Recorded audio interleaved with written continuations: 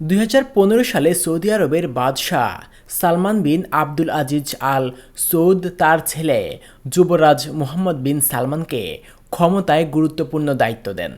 এই দায়িত্বের সঙ্গে ছিল দেশটিকে সাংস্কৃতিক, সামাজিক এবং অর্থনৈতিকভাবে রূপান্তরিত করার সুযোগ।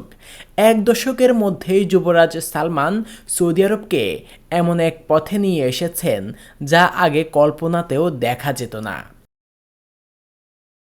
নারীদের অধিকার এবং সামাজিক স্বাধীনতার ক্ষেত্রে সবচেয়ে তাৎপর্যপূর্ণ পরিবর্তন এসেছে।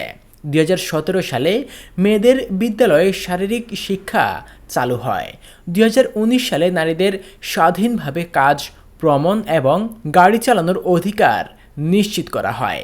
এসব সংস্কারের ফলে সমাজে নারীর ক্ষমতায়ন বেড়েছে, শ্রমবাজারে অংশগ্রহণ দ্বিগুণ হয়েছে এবং অর্থনৈতিক উৎপাদনশীলতায় স্পষ্ট প্রভাব পড়েছে। সামাজিক সংস্কারের পাশাপাশি যুবরাজের নেতৃত্বে অর্থনৈতিক খাতে বৈপ্লবিক পরিবর্তন এসেছে। ২০১৬ সালে চালু করা ভিশন ২০২৩ সালে অর্থনৈতিক পুনর্গঠন এবং সামাজিক বিনিয়োগের লক্ষ্য নিয়েছিল। জ্বালানি ও বিভিন্ন পরিষেবার ভর্তুকি হ্রাস, মূল্য সংযোজন, কর বৃদ্ধি এবং অসহায় পরিবারদের সরাসরি নগদ সহায়তা, এসব পদক্ষেপ দেশকে আর্থিকভাবে স্থিতিশীল করার জন্য নেওয়া হয়।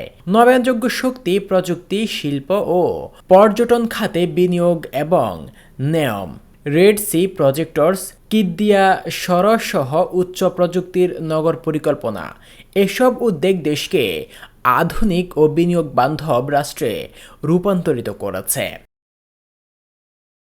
তবে এই সংস্কারগুলো সমালোচনারও বাইরে নয়। মুসলিম সমাজের কিছু অংশে নারীর স্বাধীনতা এবং আধুনিক বিনোদন সংস্কৃতি বিস্তার সাংস্কৃতিক ও ধর্মীয় দৃষ্টিকোণ থেকে বিতর্ক সৃষ্টি করেছে। রাজনৈতিক স্বাধীনতা এবং সংবাদ মাধ্যমের সীমাবদ্ধতা নিয়েও প্রশ্ন রয়েছে।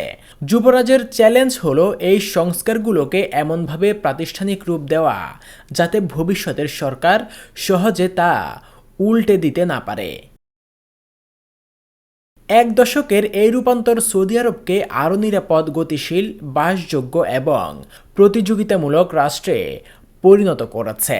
নারীর ক্ষমতায়ন, অর্থনৈতিক উন্নয়ন এবং আধুনিক বিনোদন পর্যটন ক্ষেত্রের প্রসার আন্তর্জাতিকভাবে প্রশংসিত হলেও সামাজিক মূল্যবোধ, ধর্মীয় ঐতিহ্য এবং রাজনৈতিক স্বাধীনতার জন্য ভারসাম্য বজায় রাখা এখন একটি চলমান প্রক্রিয়া।